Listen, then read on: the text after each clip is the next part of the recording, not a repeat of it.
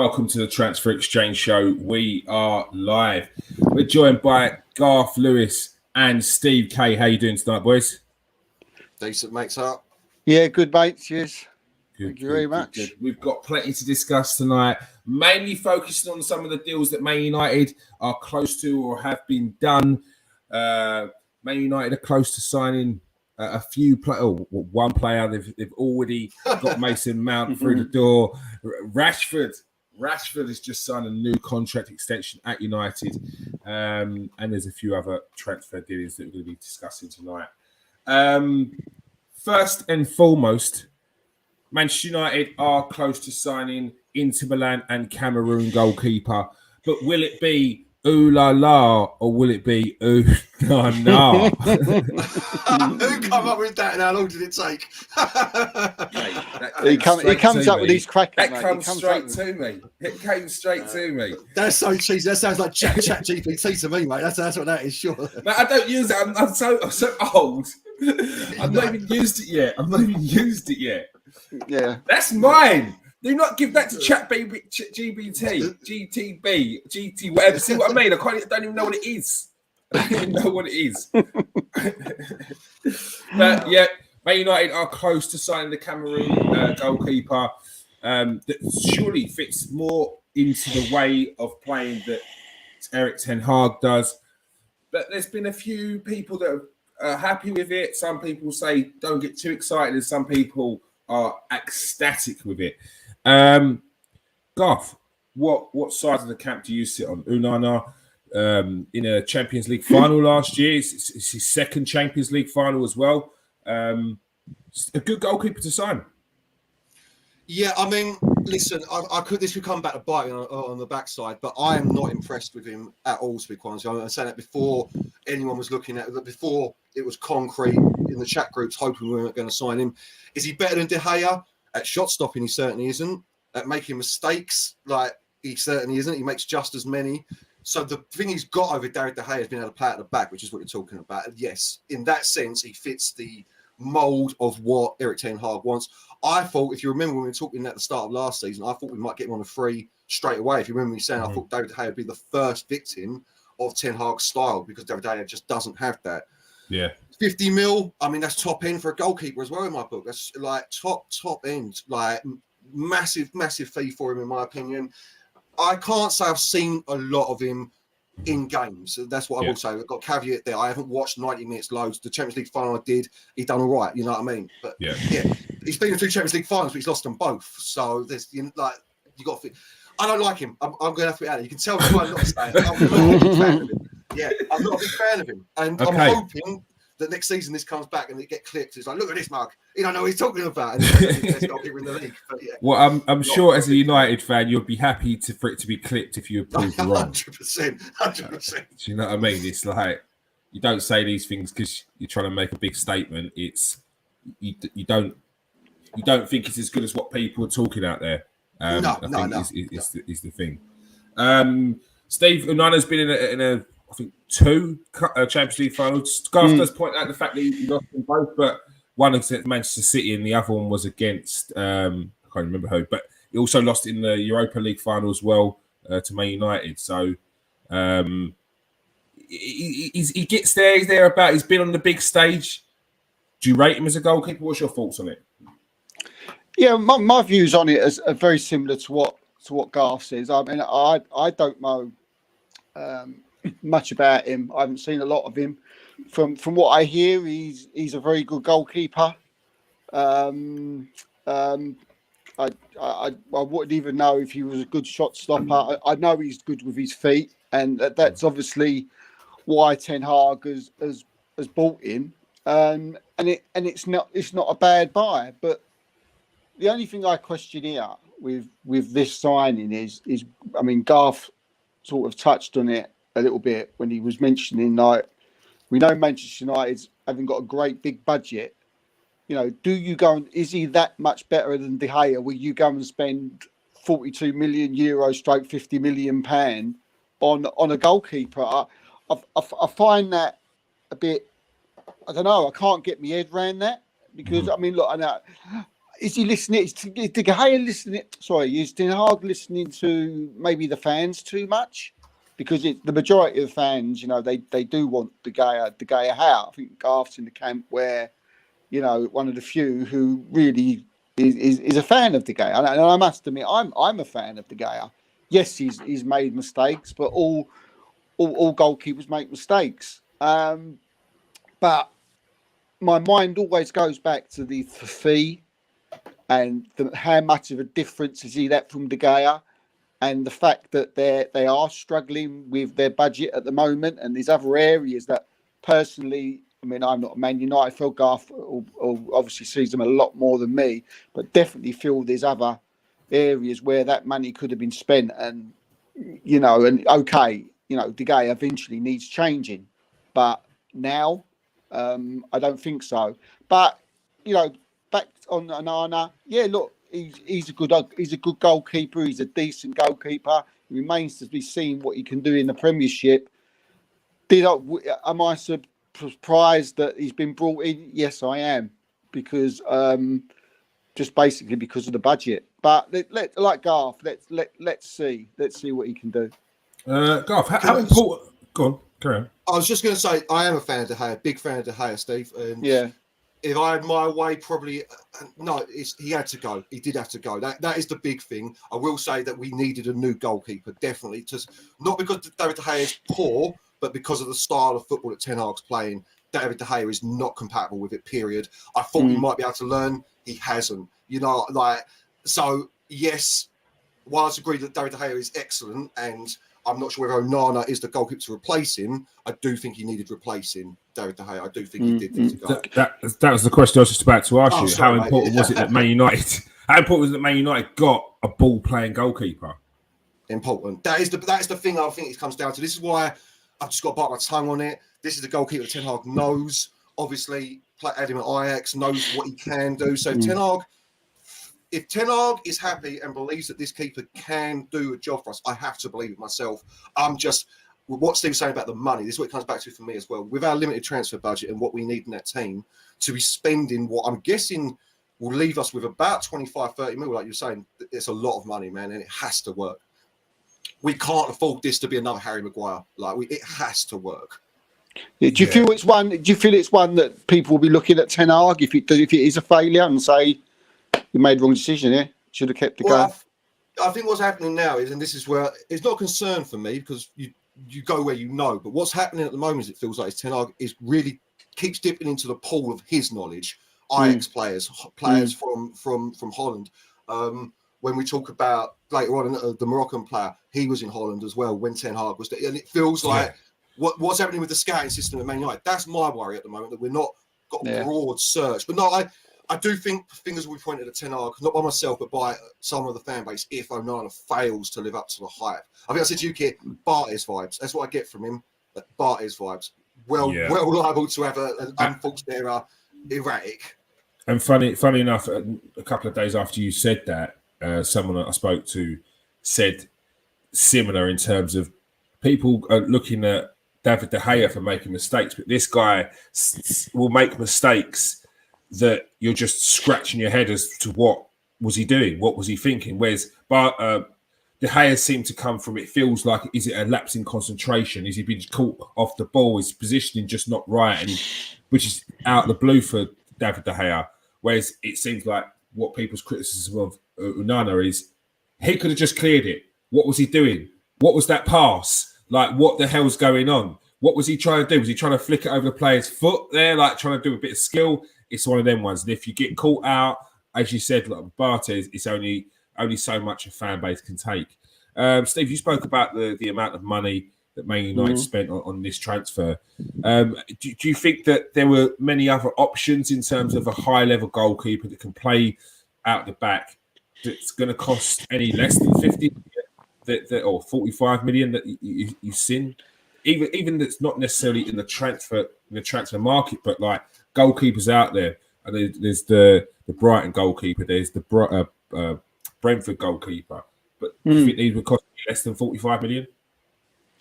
Maybe not the Brighton goalkeeper or the Brentford one, but Brentford goalkeeper. I mean, they're both names that you could throw into the hat. You know, again, you would look at it and think that, you know, well, we know from watching them, not week in, week out, but seeing them on, you know, the odd Sky game or on Match of the Day, we know that they're very good keepers, and they're Premier League proven. So you would assume they would step right into the Manchester United team and would hit it off from minute one. But we're still that little bit unsure of Onana. He's an unknown quantity. We're not sure. So again, that's a bit strange, you know. But again, like Garth said, you know, Ten Hag seems to, you know, trust his own mind and likes to bring in people that he knows. Mm-hmm. He may know his character and feel that once he comes into the side, that, you know, he's the type of goalkeeper that he wants, and he'd rather someone he knows than someone he doesn't. So yes, there's other goalkeepers, but you know, there's Emi Martinez of Aston Villa. I mean, you know, he was champing at the bits to get away, but from Villa at one point. But what they've been doing in this transfer window, you can probably see why he's going to stay. You know, they're going to be a force next year, I feel. But the Reyes, the Martinezes, and the Sanches, they're the ones that come to mind. They're not going to cost that much more than probably what Onana would cost, and so therefore, Ten Hag sticking with what he knows. And look, I mean, you can't maybe you could bring up Anthony, but everyone else that, you know, he's brought it in has come in and done the business for Ten Hag. So who's to question him? Beghorst. Boots. Sorry, yeah, I have to bring it up every time before someone else does. Yeah. No, I agree with Steve. This is what I mean. This is what I'm trying to say. Like, as much as I don't like the player, I'm doing it now because we're on the show. But I'm not going out saying I hate the man. You know what I mean? All over the streets on Twitter and everything. I'm unsure about it, but so far Ten Hag has proven he's done all right in the transfer market. To be fair, everyone's coming done well. So I've got to trust it. I mean. And as for what you said here, other goalkeepers, this is what I was going to ask you. Funny enough, is I don't really know Diego Costa. But I'm not a big fan of him either. It's hard. It's tough. Yeah, it's tough. Brighton just signed that young Belgian goalkeeper, which I thought was very good. Verbruggen, I believe it is. Bart Verbruggen. He's a good goalkeeper, but he's very young, 20 years old. You can't be bringing. This isn't the De Gea situation when we signed him at 18. You know what I mean? He isn't that good. But I just don't know. It's what it comes back to. If you were to ask me to give you a replacement for Onana, I can't. So, you know, I really can't. So, Pickford's another one who could have been. Maybe Jordan Pickford. Yeah. He's very, very, very good with his feet. Yeah, we spoke about this the other day, and you're not a fan of Jordan Pickford. No, I'm not. Irrationally, I think, to be fair, because you made a great case for him, Kian. After I spoke to you, I was like, do you know what? It's just I don't like him, innit? That's what it comes down to. I don't like him because he is a good goalkeeper. I think he's got mistakes in him as well, to be quite honest. But if you were asking me, I'd probably go Pickford now, only because I've seen a lot more of him. But that's the only reason, if you know what I mean. I think that's what it is. I think like it's tough to picking your goalkeeper. It's your foundation of your team, and if your goalkeeper doesn't work with regards to your manager wants a ball playing, expansive goalkeeper, it's going to take risk. If he's not that goalkeeper, it's never going to work. They usually do try it. It doesn't work. We've seen it with Mendy, who when he came in at Chelsea was excellent.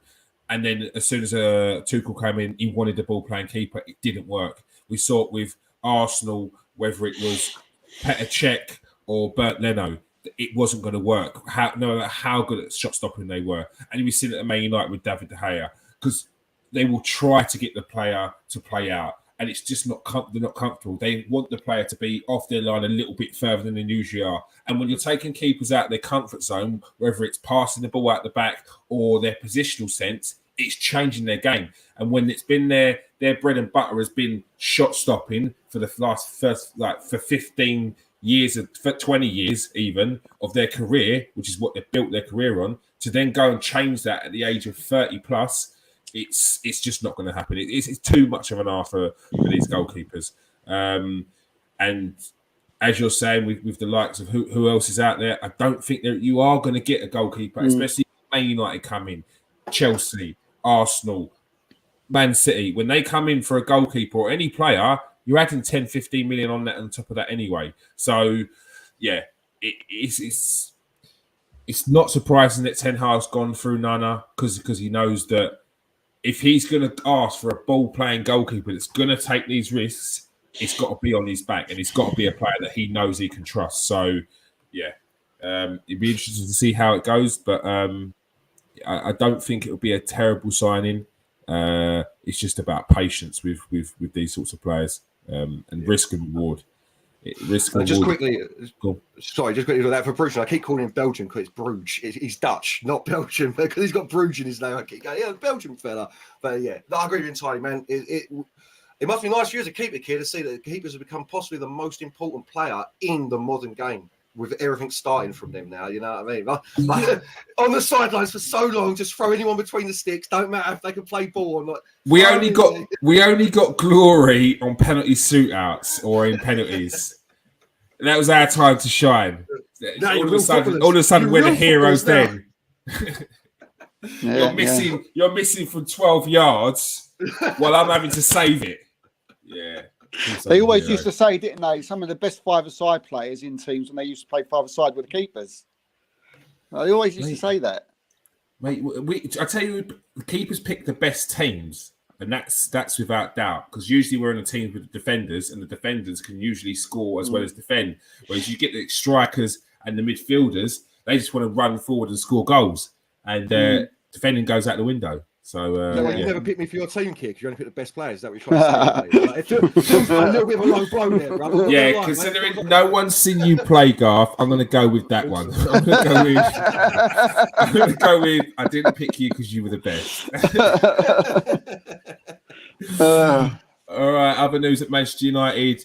Marcus Rashford agrees a new deal to stay at Manchester United on a long-term deal. Marcus Rashford is staying at Old Trafford after agreeing a new long-term deal at the club. The England forward is in the final year of his contract at United, but he's expected to pen a new deal that will keep him at the Red Devils until 2028. Garth, that's top news after what only could be described as an excellent season from Rashford last season.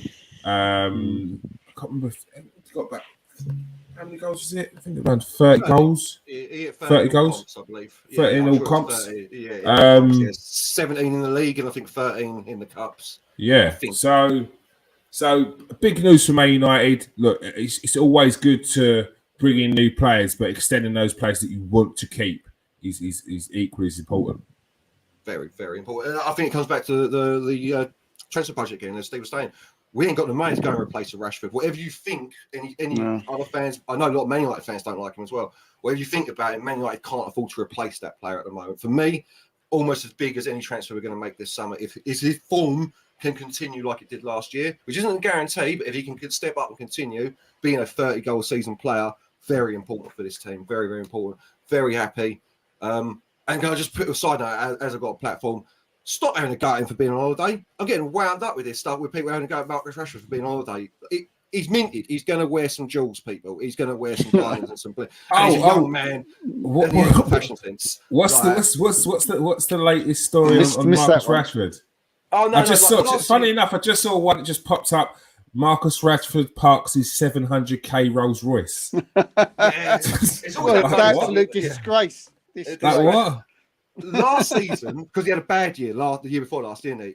Pre-season, he's posting all these pictures of him training, working out. All the kinds of like, yeah, do it on the pitch, though, mate. I don't care about these PR videos of you. Oh, what? This season, he's on holiday, and they're like, oh, look at him. We comes third in the league, and he's out there training with Phil Foden. It's a disgrace. And I'm like, he's training on holiday. What is wrong with you people? Yeah. And then he went somewhere, and he's wearing a bit of bling. You know what I mean? He's a rich young man. Of course, he's going to wear some bling.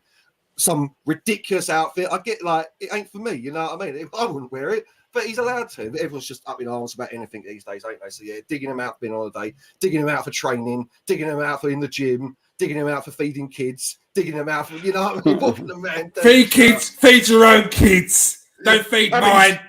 How about you score goals before you feed kids, mate? He ain't got no kids. What? What a disgrace. Take a packed lunch. What are you moaning about? It's disgraceful. It's always saying. The Vita are always disgraceful. 17 goals, 5 assists in the Premier League, 30 goals, 41 goal contributions in 56 games. that's a solid. Well, it's an excellent season in my eyes, Steve. Good news that Man United tied him down to 2028. Yeah, definitely. I mean, it was probably. I mean, to be honest with you, it was probably the worst, kept secret in Manchester, wasn't it? Really. I mean, he was banned. He was banned to sign. It was just a matter of time. But look, I mean, like Garth said, it's probably one of the most important things to keep him. Players do move on, and Marcus Rashford is a must, and he'll probably be there for the rest of his career. And there's no reason why, next season, he can't go on to be even better.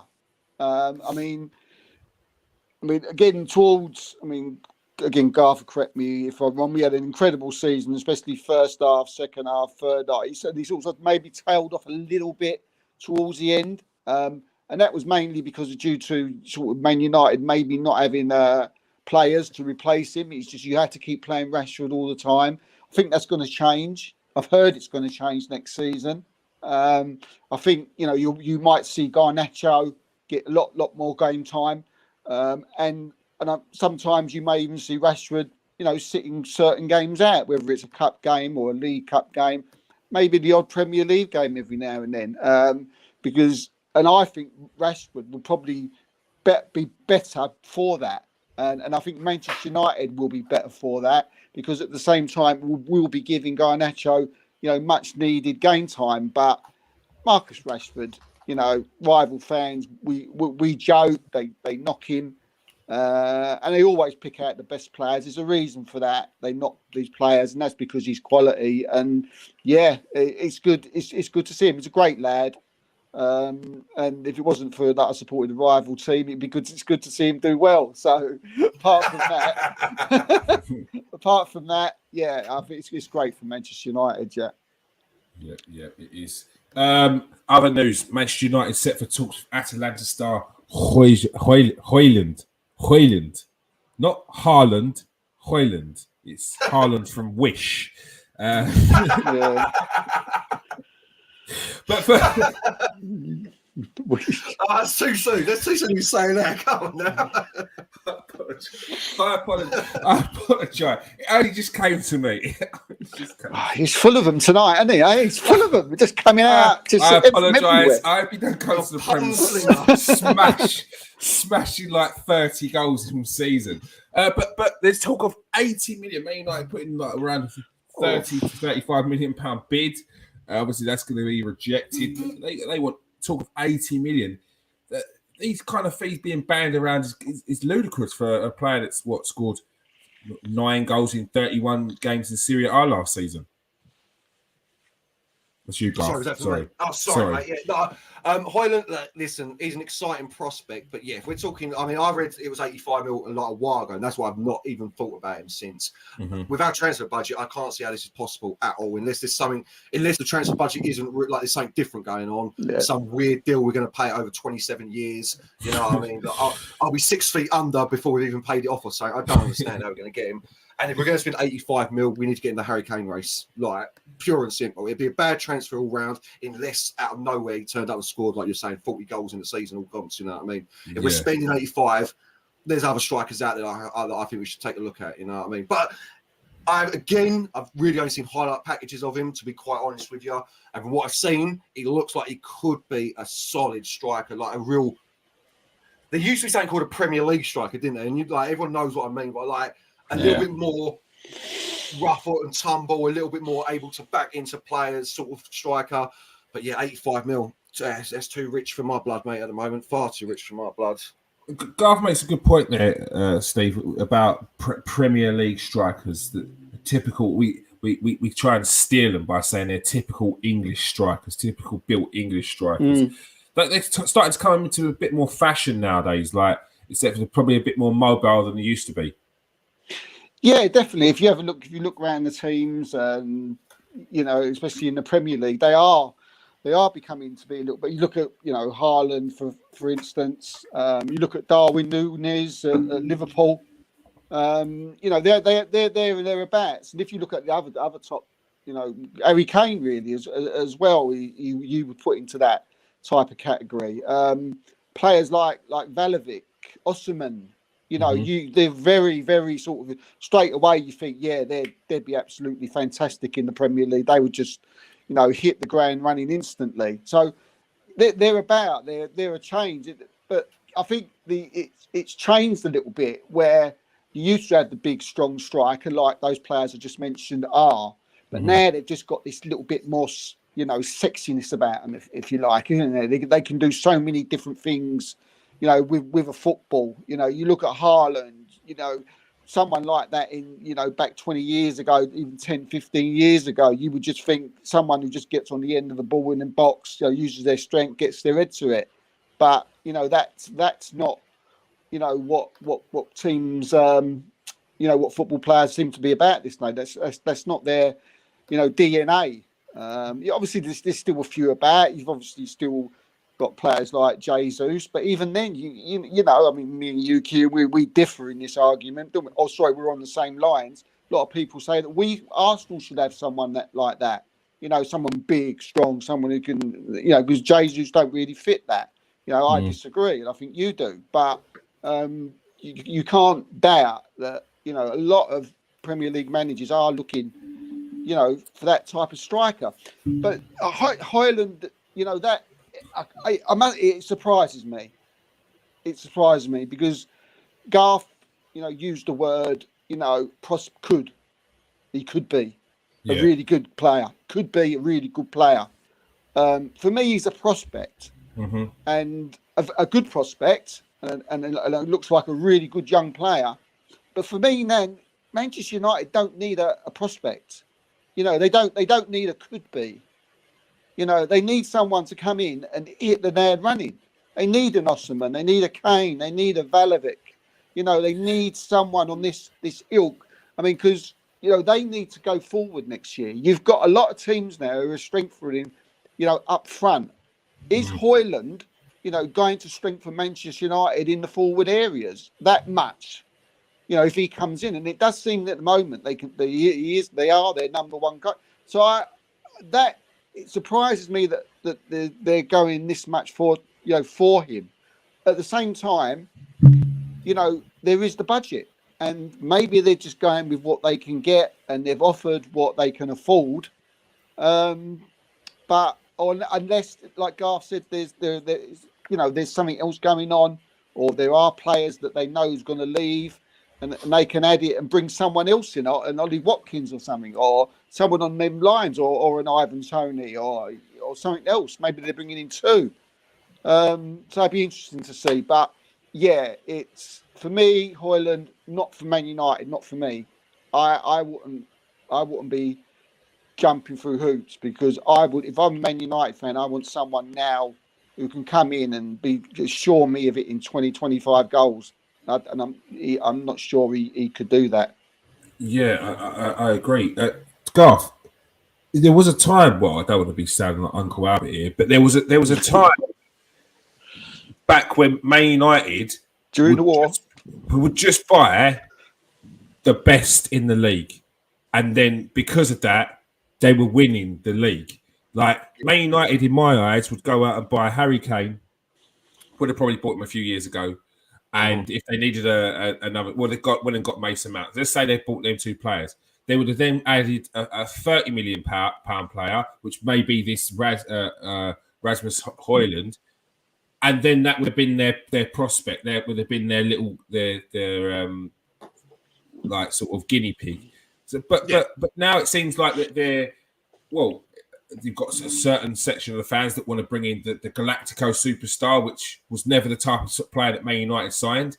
And Man United seem to be veering away from just going to get the best in their league, because they know that in the league, they can do it. They can hit the ground running. Yeah, I agree with you entirely. Obviously, the best in the league's Haaland, so obviously that's out of the question. But I agree with you entirely that for me personally, with our transfer budget, I would have thought that the best thing for Man United to do would be move Rashford to centre forward till January. With the wingers we've got, you keep Ahmed on the books instead of sending him out on loan. You keep Palestri on the books instead of sending him out on loan. And then you've got Nacho, Sancho, Anthony, Elanga, if he stays, as our wingers. And you play Rashford and Martial as your strikers, and in January you get Ivan Toney.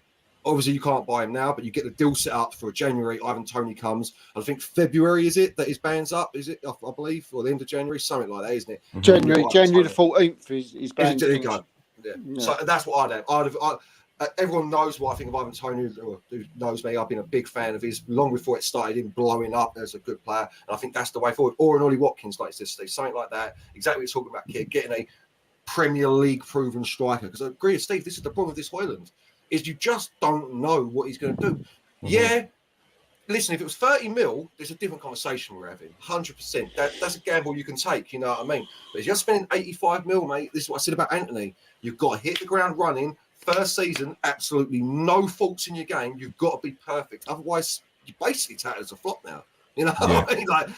And it's hard. I'm not a pro footballer, but I must imagine it's very hard for someone like Jadon Sancho as an example. You've had, or Harry Maguire, you've had 2 bad years. How do you drag yourself back into the form that makes you know what I mean? And then it compounds, and then your career's over and you're playing for Darlington. You know what I mean? You're 28, 29. It just feels that way. So, yeah, it'll be a big gamble. It'll be a very big gamble. I just can't see it happening. We ain't got the money for it. If they want 85 mil, you know what I mean? There's no way that's happening, sure. No. Yeah, no way. The gap's too big, isn't it? Gap's too big. Manchester United have rejected a loan offer from West Ham for Harry Maguire, speaking of Harry Maguire. But apparently Chelsea and Newcastle are sniffing about as well for the England international defender. Steve, mate, West Ham have just got 105 million from Arsenal for Declan Rice, and now they're looking to loan Harry Maguire. What's going on? What's going on?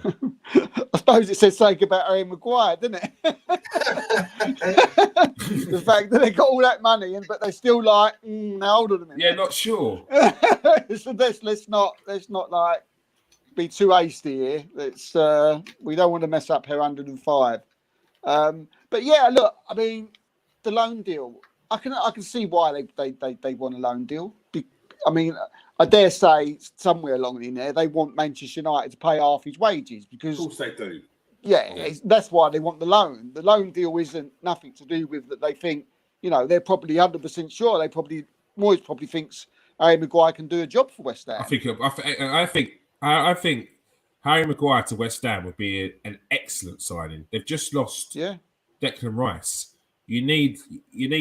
People say he's not a leader.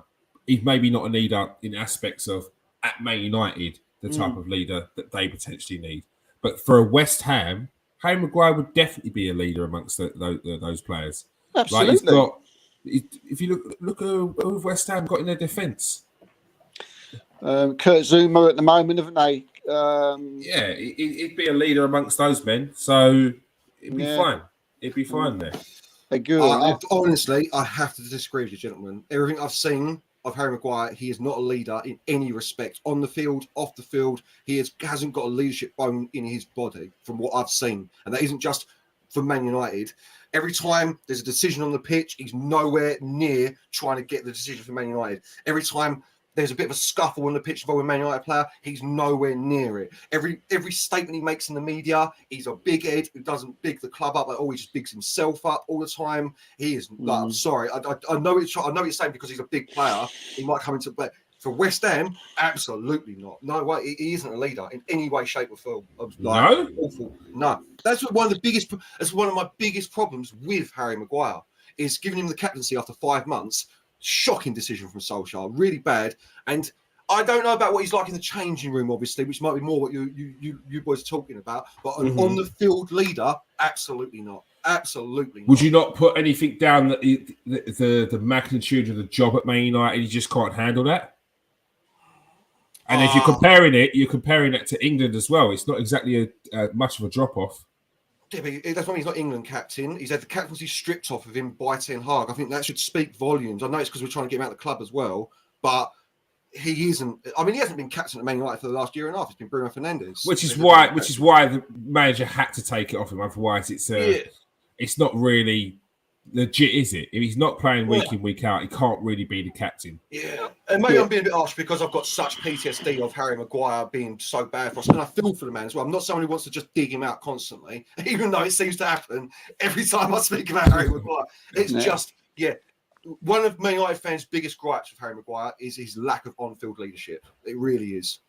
Yeah, I think taking the captain's armband away from him was another way to try and get him out of the club. Yeah, 100%. Yeah, 100%. But I also do think it speaks volumes because you don't have to strip it off him. You can say to him, "Mate, you ain't got nothing here. We're selling you.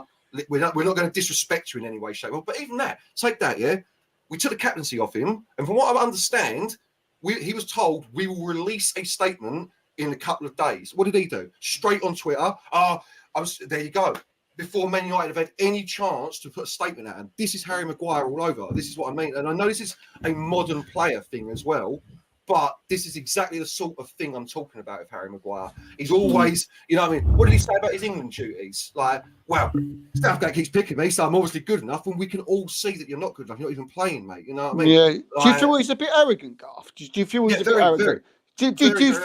Do you feel like we all, he tries to come across as the nice guy, didn't he? He tries to come across like, oh, I'm going to train, I'm going to, do my best for United, no matter where I am. Do you think that, it comes across to me like once he says all these things, he's stiggering a little bit behind the backs, just to say, it says like, because look, let's face it, right? If I'm Harry Maguire, I'm going nowhere. Right, I'm actually going nowhere. Right, and if you're going to take the captain's armband away from me, then I'm going to get even more not go anywhere. I'm just going to make it more. But that's me. Do you know what I mean? If I'm in that situation, I'm a professional footballer, and I'm around, that kind of, ran the team and ran that type of situation every day, then maybe I'd think differently. But the guy's got 2 years left in his contract. He can earn up to 20 million in those 2 years by staying at United. Is he going to just totally throw all that away and just go? Sorry, but what you're saying there is my exact problem with Harry Maguire. Where's the shame? Where's the want to be a quality footballer? Yeah. Fifth choice at Man United. Luke Shaw is in front of him as a centre back at Man United. Luke Shaw, Casemiro is in front of him as a centre back. You know what I mean? Like, Bailly's back now. I wonder if Bailly will get him. Like, yeah, I agree with you. If it was me personally, as I am now, I'd stay as well. Take the 190 or 180 grand a week, whatever it is, 20 mil, let's say for two. But he's a professional footballer. Where's the drive? Where's the passion? World Cup, European Championships are coming up. Like, he wants to make that team, doesn't he? And he's never going to get a game at Man United. And what you're saying there is exactly what I think. Like, Maguire's like, I want to fight for my place back in the team. From everything I understand, he's been told there is no place in this team for you, no matter what you do. So they'd have to pay him off then, wouldn't they? Well, there's interest in him. Come on, Todd Bowley. Come on, Bowley. 55 mil, give him 300 grand a week over 8 years. You take him. He's 30 years old. I can't see who wants him, really. I can't understand why Chelsea would want him. He cannot play in a progressive football system. West Ham, I can understand, because they play deep. They soak up pressure. He'll probably do a lot better in that system. But if you're playing a system where you've got every centre backs up the pitch, he can't turn. That's how he gets done. He's not a bad player. He's a bad player for Man United. Yeah, I think you've got to pay him 190 grand a week, though. Is Bowley going to pay 190 grand a week for him? But that's what I'm coming at you. Is like how little West Ham, the top budget, got to be 150 minimum. Like, it's 40 grand a week that much to you that you're going to give up the end of your career and just sit on the bench at Man United? Yeah. Like, you're a multi-millionaire already, mate. I don't think a move to Chelsea would be wise for him. I think a move to West Ham would be perfect to him, because that's where he's shone, in a team where it was very old school, very simple. He's there to head the ball out and kick it out, and because he is not a bad passer, and when you do that in those teams, you stand out a bit more. Whereas if at Man United, he's been asked to move up the pitch, do that, but lead the line. He's not that. I would even worry about him at Tottenham, if I'm honest, because Postecoglou likes to play as well. And Harry Maguire, he's not that guy. He needs to go to a team that's suits him. I think he should go to somewhere I think he should be careful where he goes to, because obviously being very close to West Ham fans, I mean, if he's got the type of character that Garth's talking about, they'd eat him alive. Yeah. They would absolutely eat him alive. Yeah, they would. They'd see through it, right? And straight away, if they think Man United's bad, that he would absolutely get ripped to pieces at West Ham if he wasn't. If he went there and he didn't seem like he was trying, like Garth says, he'd never seen him tried since he's put on the red shirt. Oh no, not that he doesn't try. No, like he does try, would get ripped. He does try. I didn't mean that. I mean, as a leader, he's not a good leader. As a player, like I said, he's not a bad player. He's just a bad player for Man United. So I think at West Ham, as a player, he would do well for them. That's what like he would do, and I think West Ham would like him. But again, like you're saying, West Ham ain't paying him 190 grand a week, so we've got to get that sorted. That's why they want him on loan. That's why it can't be a loan. No, he's 30 years old. It has to be a transfer. That's the only thing I will say. That like in reality, we need to sell him because otherwise it's a loan this year and a loan next year, and he goes for free again. And again, we've lost another player that we spent £80 million on for free. So yeah. But no, if I was misconstrued by saying he does try. He tries very hard. He just isn't good enough for top 6 football. So all right. News coming from Germany is that the German giants Bayern Munich are willing to sell German international Leon Goretzka, who is wanted by Manchester United for £34 million. They look to raise funds for Harry Kane. Also news, we cover both. Also news is that Manchester United are reportedly set to open bid with Fiorentina midfield Sofian Amrabat, but it seems to have been turned down. First of all, we'll talk about Leon Goretzka. I see you nodding there. I guess you'll be happy with that one, Garth. Well, no. No. Oh, you wouldn't. Great player. So was it Schalke he started at? When I remember back then when well good. I mean, I'm not gonna lie.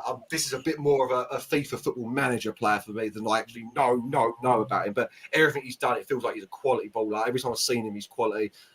I will say is with Mason Mount coming in again, it's typical Man United. Do we really need that player right this second? 34 million seems a little bit like you can't turn it down for a player that quality. It's more what I think. 28 as well. Yeah, it's big, strong midfielder. Yeah, I think it's more in his prime. So obviously, if we're getting Amrabat straight out of that, ain't happening at all. But yeah, quality player, quality player. No, not got a bad word to say about that, Scott. Yeah. Oh, Steve has. Amrabat. Steve ain't happy about that. Steve is not happy about Leon Goretzka. He's just leaving. I switched off. Did I go? Yeah. No, I mean Goretzka's quality. I mean, I'd be like well jealous. I mean, United should be all over that. Absolutely all over. 34 million for 28. It seems like if you talk about ready-made, that is ready-made. He's there, ready. Yeah. Champions League medal. Multiple winners. My question is this: he's a first-team player. There's no two ways about it. So who's replacing him at Man United midfield 3? Bruno, Mount, or Casemiro? Yeah, that's what Man United are not in a position at the moment to be having players like Goretzka as a bench player. You know, who can come on like a Man City, like you boys are trying to do right now. We're not quite there yet, and that's more my point. When we've got other areas we need to deal with, I understand. At 34 mil, you can't turn it down. You know, he's not an Amrabat who is a bench player. You know what I mean? Play 30 games. He's another Fred Amrabat, better, but Goretzka's first class, mate. So. And go on. No, mate, no. Yeah, I'm just saying. You know, he can play in the 6, he can play 8, and he can play in the 10. Goretzka. So I mean, you go for him. Do you know what I mean? You try for him. 100%. Yeah, I agree with you entirely. It's just one of them ones where I'm a bit like.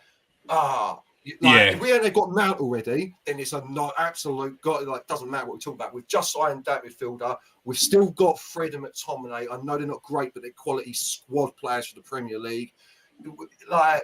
I'm just not sure. We need the bodies, obviously, but again, it's a transfer budget. That 34 mil, that's Mount, Onana, Goretzka. That's it. We've got no other transfers coming in, and we need a striker. Yeah. So. It's clear that Man United need to sell. That is clear. Another player that you've been linked with is Sofian Amrabat. Had a very good World Cup with Morocco. Something you mentioned earlier was the fact that he's another player that's from Holland. And in fact, I think he played under Ten Hag as well in 2015. Did he actually found him? I think he came through the youth ranks at Utrecht as well. So he he knows about him. He knows about him if he didn't directly manage him. That's a worry for you a little bit? It's a worry for me. It's not for Ten Hag. It's more our scouting system. And like, if we got, like, it just feels like Ten Hag's getting a blank piece of paper from the scouting system. We're like, well, you've got nothing for me. All right, Amrabat. I know Amrabat. He's a good player. Like, if you've got nothing else for, like, where are these, like, we once had the best scouting system in the entire world, Man United. You know, like, literally, we were like the first team setting up scouting camps in Brazil and having affiliate clubs and stuff, you know what I mean? And just having all of it. But yeah, it's not a problem for me. And from what I've read about Amrabat, it's decent. But I will say this, like I said to them, I don't judge any player on the World Cup, because that's how we ended up with Karel Pobolski. So I don't judge any player on the World Cup. Yeah, we've seen Chelsea down the road that have paid 105 million for a player based on a World Cup. But do you think this one would be a bit more sort of a fair price if they was to get Amrabat, Steve, and a player who probably suit the Premier League? Yeah, definitely. I mean, I agree with like Garth. I mean, I've only really seen him in the World Cup, but I mean, he was absolutely quality in the World Cup playing for Monaco. So if he brings that form to Manchester United, and you know, I mean, that would be fantastic for them. But yeah, I mean, for the price, from what I'm hearing, the money that you know that they could get him for, I think he's another very good player. The difficult thing is, again, you know, trying to convince a player of Amrabat sort of quality to come in and be that squad player. It's very difficult. Arsenal had it last year. It's very, very difficult to get to that point where, you know, you can start to bring in and people just happy just to come in and sit on the bench. And I think Arsenal are getting there now. We're at that place. But yeah, quality player. I hear Liverpool are looking at him as well, and I think Liverpool also looking at Goretzka tonight. But go away. Sorry, Steve, to butt in, mate. What is the rumoured fee for Amrabat? What's I think it's about 35, isn't it? I mean, don't. Right. I've not heard anything about a fee. That's I think it's reasonable. Yeah, it's 35. I mean, he's unproven. We've seen him in the World Cup. He's done well there. We haven't seen him really knock it off anywhere else. But you know, do bits. But he's, you know, this way. If it's Amrabat or Goretzka, it has to be Goretzka. I mean, it has all to day, be, doesn't it? All same day. value, same price. It has to all be, day. So. Again, it all goes back to the same thing. It goes back to the, you know, to the budget at the moment. There's no coincidence that they got 120 and that the reported bid that they put in for Højlund was 30 million. That takes it right up to 120. Yeah, exactly. So it's spot on. And then after that, everybody was saying that now Manchester United have to sell players to get others in. And that's what they have to do. They have to get rid of Maguire because I'm hearing they want to bring in a centre back, and they have to bring in the midfield. They want to bring in a midfield player, another midfield player, a squad player. But again, they have to sell a Fred or a McTominay. And it seems to me at the moment they're having trouble with that. But yeah, long way to go in the window yet, though. Yeah. So can I ask you, Steve, back to Harry Maguire? Have you heard? I've read a rumour that I can't believe it's true that Man United are looking at 50 mil for Harry Maguire. That's what they want, 45 to 50 mil. That ain't true, is it? Surely? No. No. I mean, they might as well just, you know, if they was, keep him. they might as well just keep him there. Nobody's paying, you know, 50 million. I mean, look at the players in this window that are going for 50 million. Exactly. You know, I mean, you're talking about players, you know, 55, 60 million, and like Levi Colwell and Mike Gahey. You know, Harry Maguire, you putting him in that category of central defender? Never in a million years. So again, that's just people just picking numbers out of thin air. I thought it was. Yeah. You know, people would like him on loan. It's his wages, and people would want him on loan, and they would want Manchester United to pay half of these wages because that's the only way they would be able to afford him. I mean, Harry Maguire, apart from the fact that you say like it's quite shameful of him that he doesn't want to play football, you know, he will be there. You know, I just can't see where he's going to go. Yeah. Well, to be fair, if anyone wants to laugh who isn't a Man United fan, go on Twitter and find some of these fan sale dreams that they've got up on the list, like Maguire 40 mil. Oh, what were they paying? How much? Yeah. I said, all right, so high for the Glazers. Maguire 55 mil. Yeah, it's literally that. McTominay at least 45, 50. You know what I mean? I've just scored more goals than Jesus last season. It's interesting. I was having a conversation today with someone, and like someone who's quite close to Manchester United, a friend of the show, and he like they was telling me that there's talk now, amongst sort of people around Manchester United that this is the worst time for a takeover. At the beginning it was all of the excitement, and that was going to, that there was going to be new people coming in, and the everything was going to change, and Manchester United were going to go on this new journey, and rightly so. Any fan would think that from what you was hearing. But now everything's dropped off. Everything's gone quiet. The Glazers are sort of like in this like limbo. They don't know whether they can't. They're not going to give money. They won't give money. They can't add to the budget because they don't know whether they're going to be there. And Man United are in a situation now where, like Arsenal have been like a year or 2 years ago, in the same situation, no different. They was in the situation where they had to transform the whole situation. The ground, the behind the scenes, the players they need to get at. United are in that situation now. Yeah, 100%. Right? They do not need a takeover now. They do not need it. It's a different show for a different time, and I'll get into it deep there. I have never thought the Glazers are selling. We ain't selling. I don't believe it. The moment that their statement was, we're exploring other financial opportunities. They make too much money off us. I cannot believe that let me rephrase. They're not going to relinquish 100% control of this club to Sheikh Jassim. That's what they need. That's because they need. They don't need. Sheikh Jassim doesn't need to be asking Joel Glazer if he can update the ground, or if he can paint certain things. And there's a lot of issues going on at Man United. I'm sure we'll do a deep dive on that. But while all this is going on, everybody around them are strengthening even more. Yeah, make a move. Yeah, I agree with you entirely. Yeah. Leicester City are considering a move for Manchester United winger Ahmed Diallo. That one's probably going to hurt Garth. Surely it's got to be a loan. Yeah, 100%. I mean, they were selling him because I'd keep him personally. And for me, my brain's gone. Let's did go down, didn't they? They went down the Championship. Yeah. So and he had a good season at Sunderland last season. I've got a friend who's a big Sunderland fan, and he was very impressed with him. He was very good in the friendly against Leeds as well. The only way I'd let him go out on loan is Premiership club, not abroad, not lower leagues. Premiership club only, or he stays and plays for his position. He's 20, 21. It's about time after 35. I mean, I believe his total fee could end up being 50 mil if all of the things are added on. You know what I mean? He has to play for Man United. He is 21. He's a raw talent who's only going to get better as long as he's played. I don't want to see him in the Championship again. So. Yeah, all right, that's a fair point. One is ticking on the bottom. Leeds could reportedly clinch a transfer for Northern Ireland defender Paddy McNair for as little as £5 million this summer. Okay.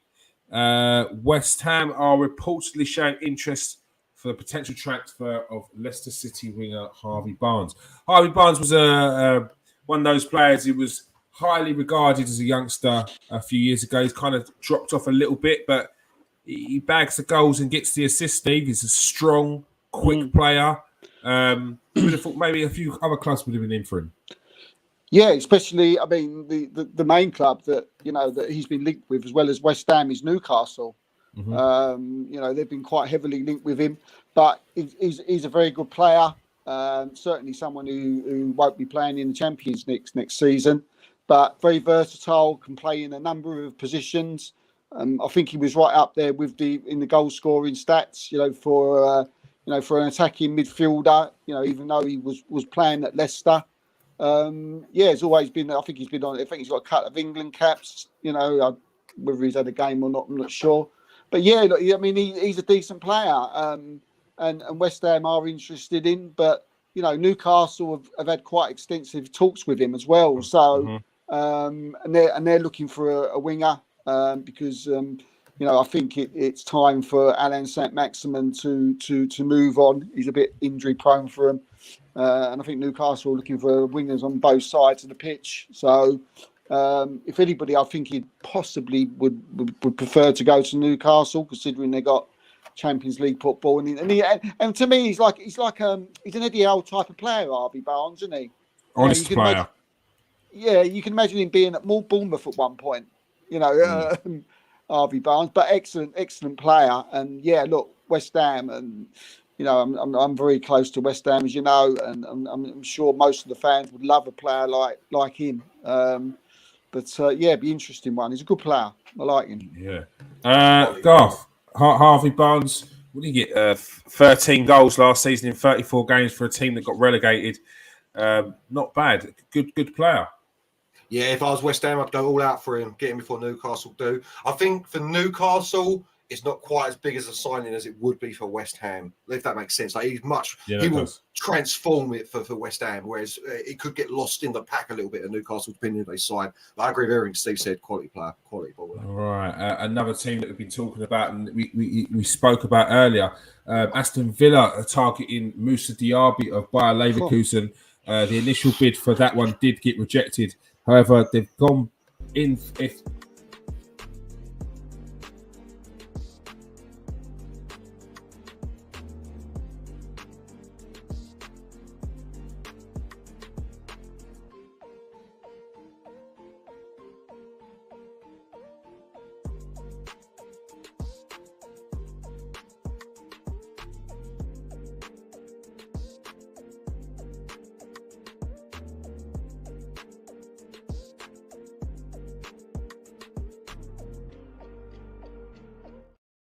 Of Jeremy Doku.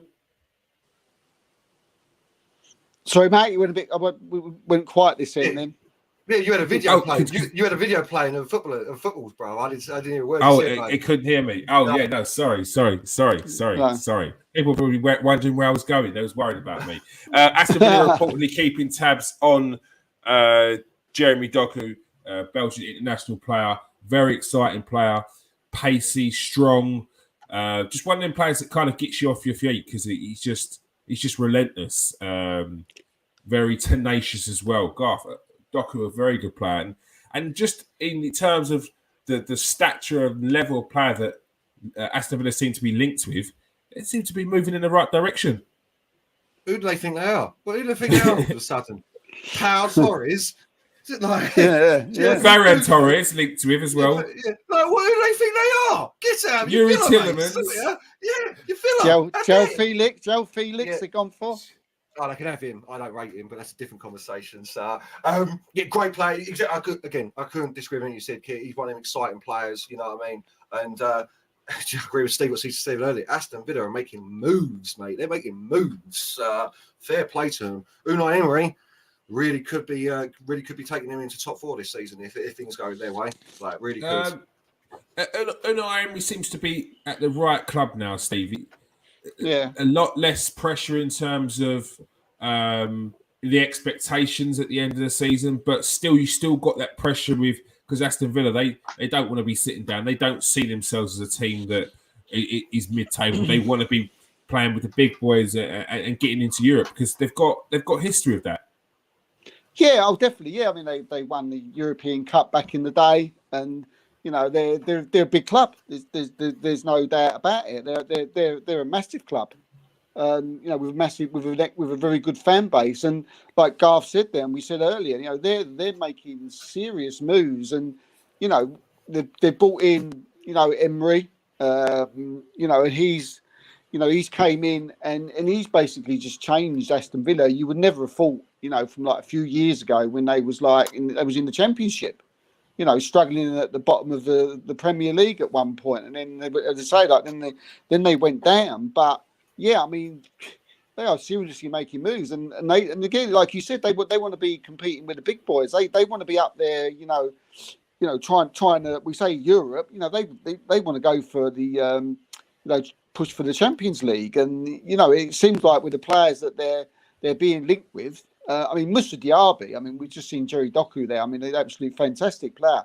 My word, when I see Moussa Diaby, that they've gone in and bidded for Moussa Diaby, I was like, Jesus, you've seriously got to take these seriously now. And from what I'm hearing, they ain't finished. They got more to come. And I think Emery wasn't given a chance at Arsenal. I don't think. I was quite a fan of Emery. I felt the players let him down at Arsenal a little bit, especially towards the end of the season.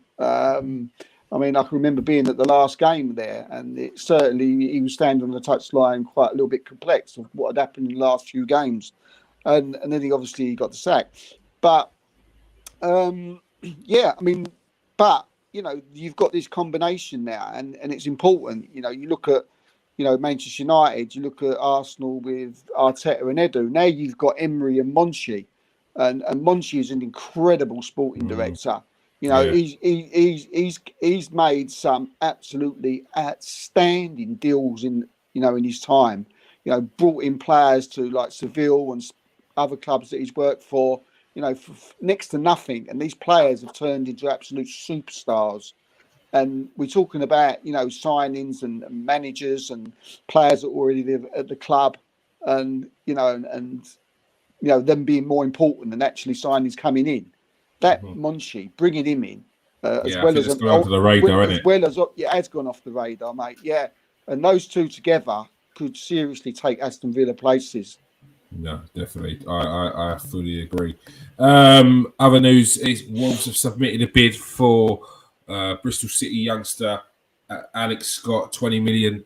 That's been rejected. He's labelled as the new Jack Grealish. Very, very talented player. Remains to be seen. Wolves are apparently going to be going back in there as well. Brighton currently honestly, remember that name. I have watched him a bit. He's really good. He played in the 21, isn't it? Yeah. But I've watched him. I watched him at Bristol City. He's like, honestly, like if he takes the step up, he can be a really good bowler. This kid, really good. All right, you heard it here first. Willian is set to stay at Fulham after rejecting Nottingham Forest.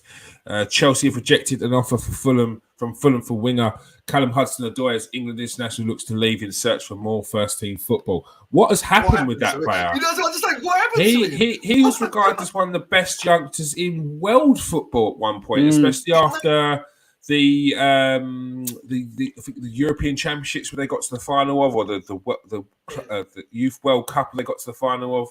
He was one of the players as well to keep him from like Bayern Munich or something like that, or Labour or someone, didn't they? Like, oh, madness, bro. It is mad. This is madness. Manchester City youngster and midfielder Cole Palmer is being pursued by Leicester City, Brighton, and Burnley as clubs fight to sign him on loan.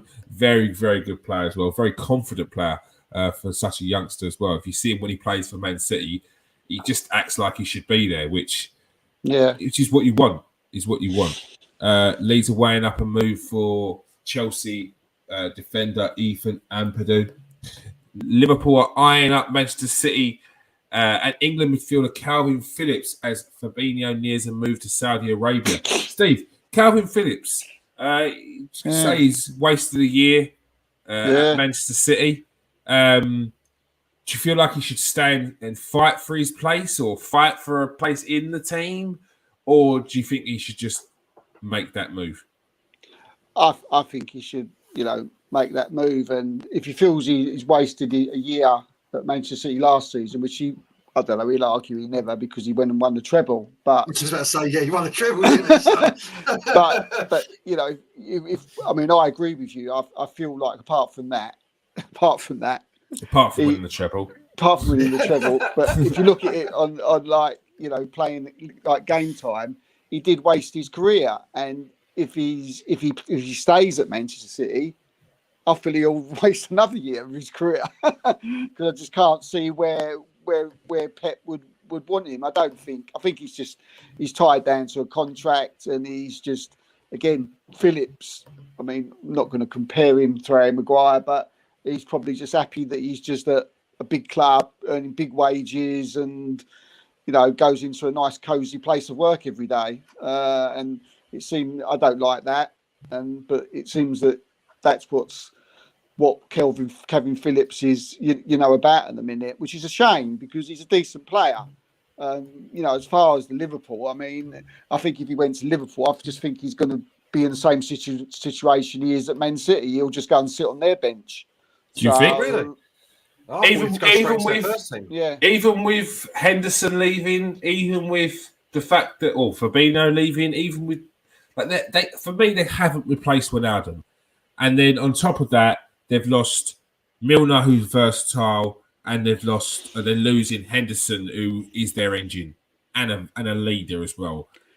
They're missing something, and I know they brought in Szoboszlai and they brought in McAllister again, very good player. He's not Wijnaldum.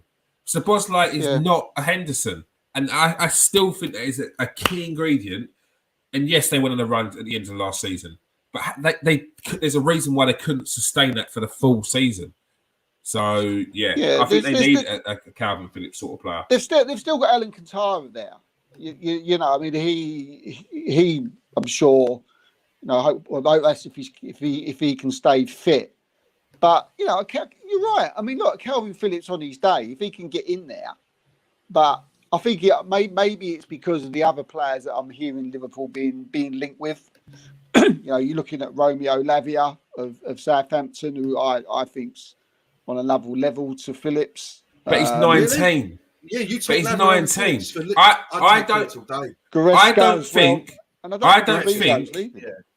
don't think that Lavia is better than Calvin Phillips now. Like I think we've forgotten that Calvin Phillips was like they were calling him like the Tom Brady. Like he was playing for England while he was in the Championship, which is unheard of because of he was like a quarterback because of his passing style and his tenacity in midfield. He goes a couple of seasons at Leeds and he's their star man. When he was injured, Leeds weren't ticking, and that's when Leeds were ticking. Yeah. So, like, he's gone to Man City, which was not the right move, but understandably for him, maybe. But he's gone to Man City. But I think we're too quick to forget what the level of player that he was. In my eyes, I just want to throw out as well. I don't think it's a mistake with Man City. He played 21 games last season, all competitions, won a treble, and I would take him at Man United tomorrow. Like literally, take him at Man United tomorrow. I think he's a great player, Calvin Phillips. I really do. So I mean, if Liverpool sign him, that's another one in ones where it's like people are sleeping on Liverpool this year. Because of a bad season last year, people are starting to sleep on Liverpool. Like they're buying well. But I think. But I think, exactly. And that's a key ingredient is Klopp. It's like we speak about Man City and the amount they get to spend and they've got blank check. But if you stick another manager in there instead of Pep, that's not the same City. City are not dominating like they're dominating now without Pep. Like, Pep is a key ingredient. Klopp is a key ingredient. However, Klopp can't do it without the ingredients at his disposal. And right now, he does not have a midfield that is capable of sustaining a challenge on the league or even being in the conversation for the league, in my personal opinion, if they have not got an engine in there. But isn't Alan Kantara's that engine, isn't he, surely? He's quality.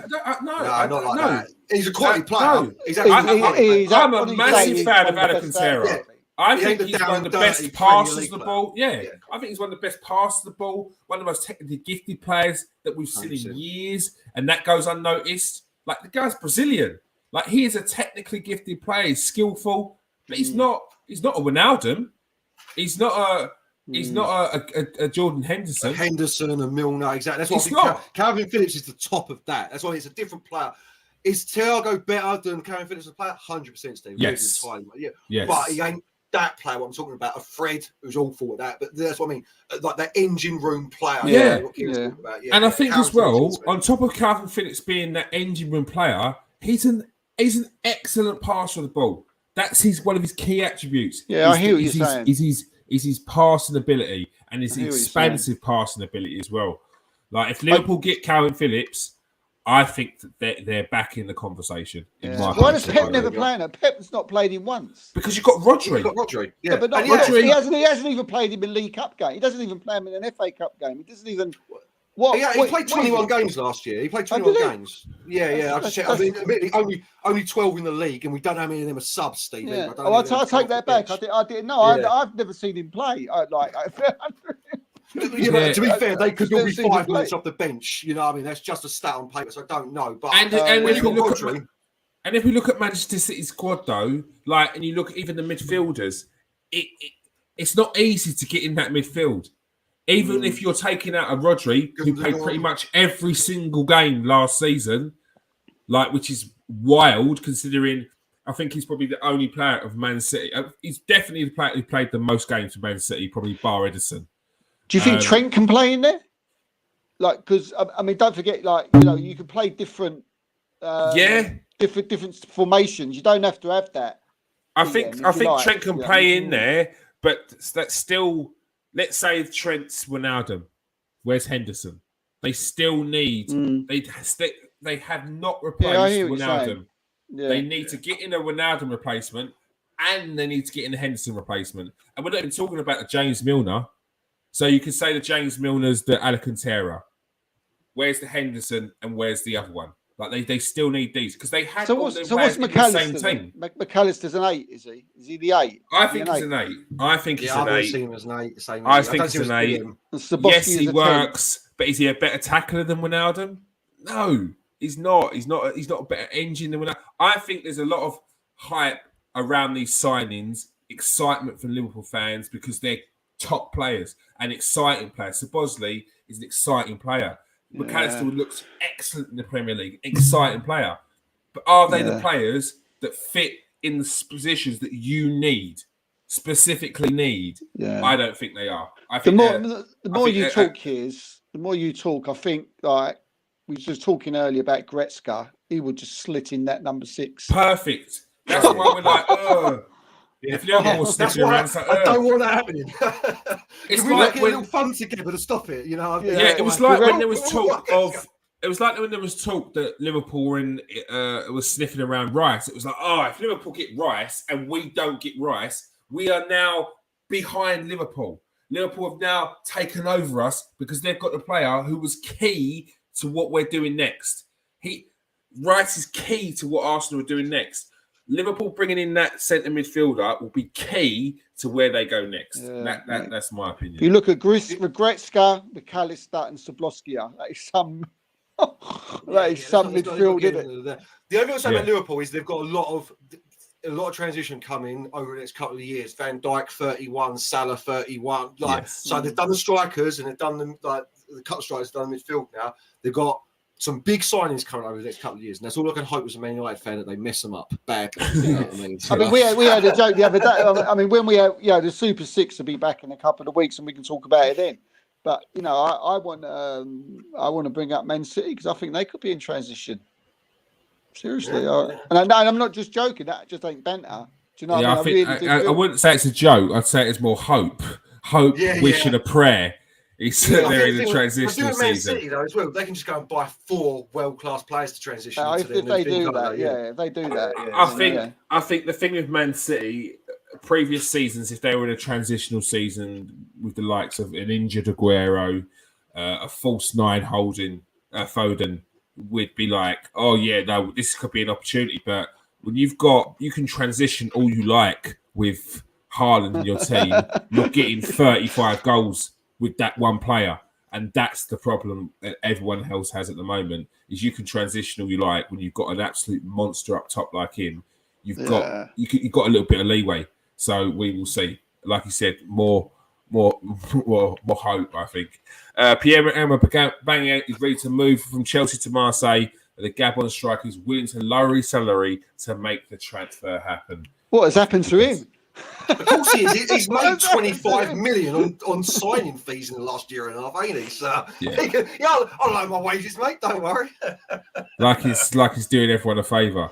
Chelsea kill players, don't they? Let's face it, Chelsea kill all players. They kill strikers. They just kill everybody. Yes, they do. They do. They need a striker as well, don't they? They bought that Jackson, from Villarreal or Valladolid, whichever one it is. Yeah, Villarreal. So we will see. Jackson, and Tottenham Tottenham Hotspur are set to see Ivan Toney as a replacement for Harry Kane if Harry Kane is to leave for the likes of PSG or Bayern Munich. Once David Pleat suggested or recommended Tony as a striker for Tottenham, but they didn't.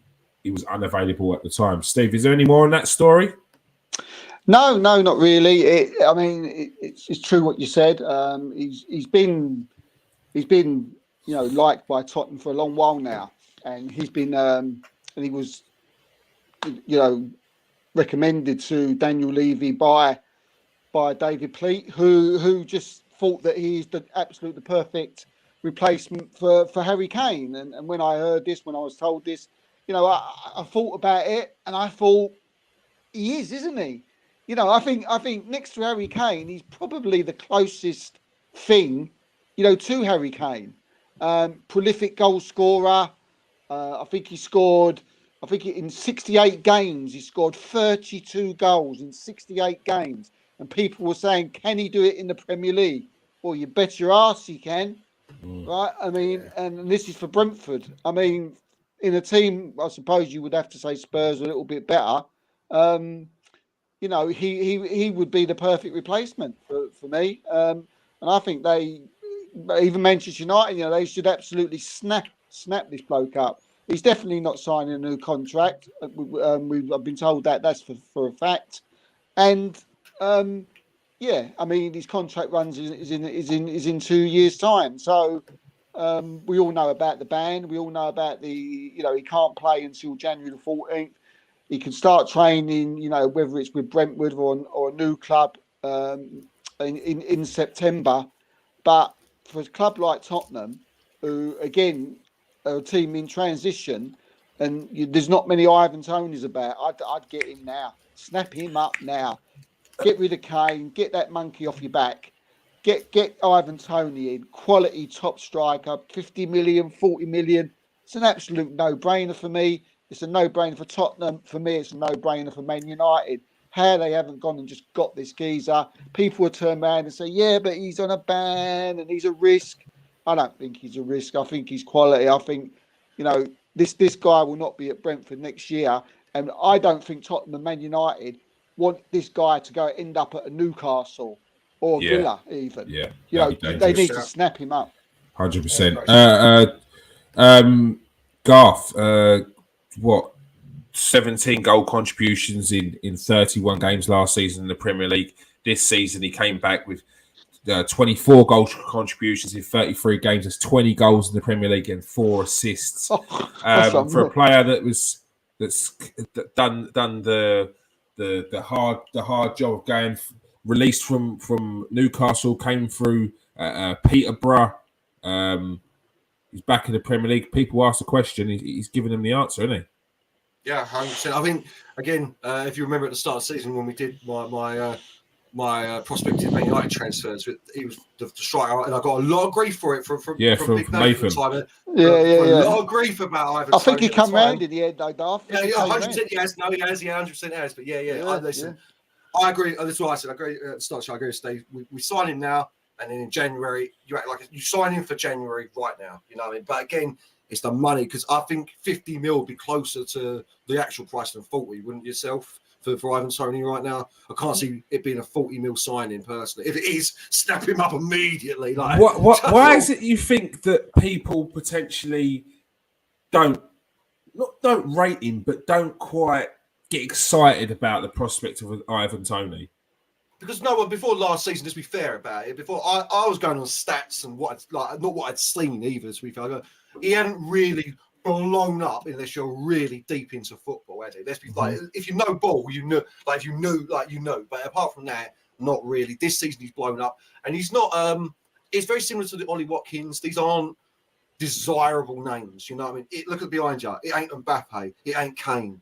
It's Ivan Toney. We talk about Ivan Toney. Sometimes you need players like Ivan Toney. Like they can't all be Galacticos. Like, you're a great player. Love him. But Steve, Ivan Toney's shown that he's more than just a strong boxy forward. He's got pace. He can carry the ball. He can hold up the ball. He can turn out, have his back to go and turn on it.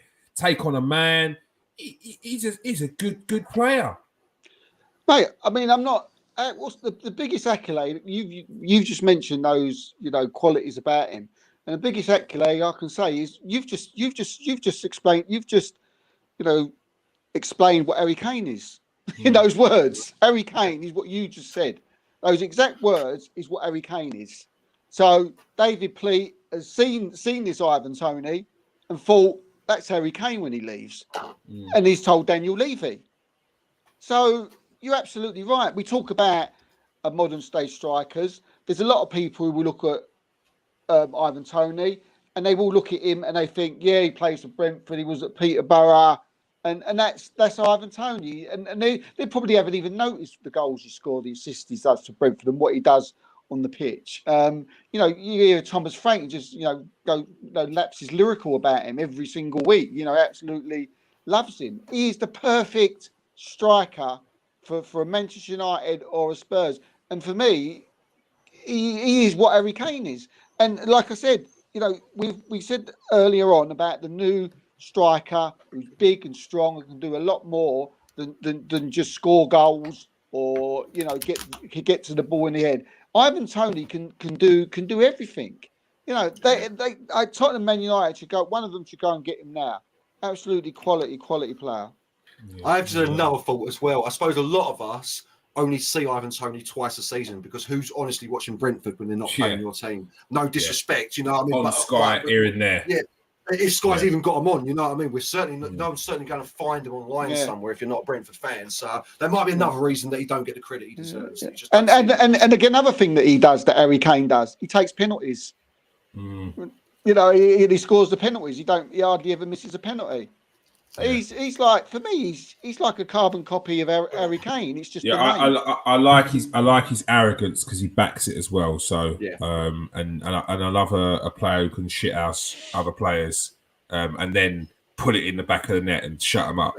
It's really annoying when you've got that player who gives it the big one, but then he backs it and you just you're just waiting. So I've got a lot of time for those players. All right, that is all. Arsenal, didn't he? Yeah, I know, but he's soon. You're going to learn today. He soon learned quickly. The wrath of Arsenal fans. We're a different breed. All right, that is all we have time for. Thank you for joining us tonight, fellas. Thank you for joining us tonight, Garth. Pleasure as always, mate. Thank you for having me. Thank you for joining us tonight, Steve.